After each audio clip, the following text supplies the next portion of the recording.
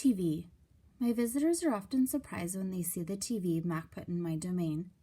They seem to find it odd, the sight of a gorilla staring at tiny humans in a box. Sometimes I wonder, though, isn't the way they stare at me sitting in my tiny box just as strange? My TV is old, it doesn't always work, and sometimes days will go by before anyone remembers to turn it on. I'll watch anything, but I'm particularly fond of cartoons with their bright jungle colors. I especially enjoy it when someone slips on a banana peel. Bob, my dog friend, loves TV almost as much as I do. He prefers to watch professional bowling and cat food commercials. Bob and I have seen many romance movies too. In a romance, there's much hugging and sometimes face licking. I have yet to see a single romance starring a gorilla. We also enjoy old Western movies. In a Western, someone always says, "This town ain't big enough for the both of us, Sheriff." In a Western, you can tell who the good guys are and who the bad guys are, and the good guys always win. Bob says Westerns are nothing like real life. The Nature Show. I have been in my domain for 9,855 days, alone. For a while, when I was young and foolish, I thought I was the last gorilla on Earth. I tried not to dwell on it. Still, it's hard to stay upbeat when you think there are no more of you. Then one night, after I watched a movie about men in black hats with guns and feeble-minded horses, a different show came on.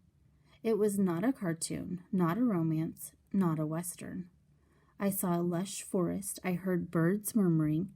The grass moved. The trees rustled. Then I saw him. He was a bit threadbare and scrawny, and not as good-looking as I am, to be honest. But sure enough, he was a gorilla. As suddenly as he appeared, the gorilla vanished, and in its place was a scruffy white animal called, I learned, a polar bear, and then a chubby water creature called a manatee, and then another animal, and another. All night I sat wondering about the gorilla I'd glimpsed. Where did he live? Would he ever come to visit? If there was a he somewhere, could there be a she as well? Or was it just the two of us in all the world, trapped in our own separate boxes? Stella. Stella said she is sure I will see another real, live gorilla someday, and I believe her because she is even older than I am and has eyes like black stars and knows more than I will ever know. Stella is a mountain. Next to her, I am a rock, and Bob is a grain of sand. Every night, when the stores close and the moon washes the world with milky light, Stella and I talk. We don't have much in common, but we have enough. We are huge and alone, and we both love yogurt raisins. Sometimes Stella tells stories of her childhood, of leafy canopies hidden by mist and the busy songs of flowing water. Unlike me, she recalls every detail of her past. Stella loves the moon, which is untroubled, and with its untroubled smile. I love to feel the sun on my belly. She says, "It's quite a belly, my friend." And I said, "Thank you, so is yours." We talk, but not too much. Elephants, like gorillas, don't waste words. Stella used to perform in a large and famous circus, and she still does some of those tricks for our show. During one stunt, Stella stands on her hind legs while Snickers jumps on her head. It's hard to stand on your hind legs when you weigh more than 40 men. If you are a circus elephant and you stand on your hind legs while a dog jumps on your head, you get a treat. If you do not, the claw stick comes swinging.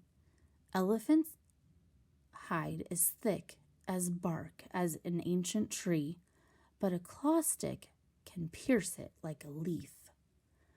Once Stella saw a trainer hit a bull elephant with a claw stick.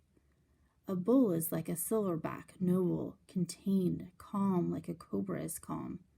And when the claw stick caught in the bull's flesh, he tossed the trainer into the air with his tusk. The man flew, Stella said, like an ugly bird. She never saw the bull again. Stella's trunk.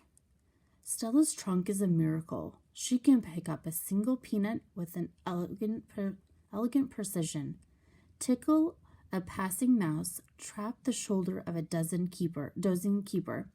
Her trunk is remarkable, but still it can't unlatch the door of her tumble-down domain.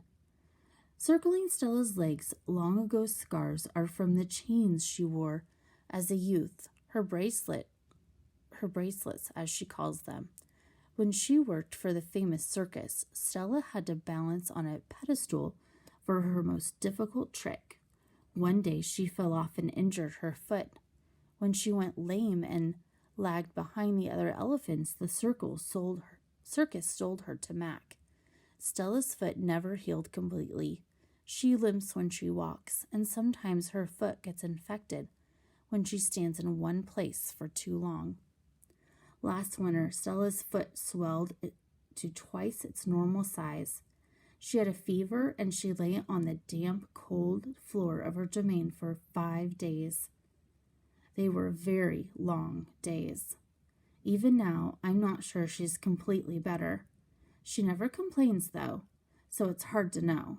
At the Big Top Mall, no one bothers with iron shackles. A bristly rope tied to a bolt in the floor is all that's required. They think I'm too old to cause trouble, Stella says. Old age, she says, is a powerful disguise.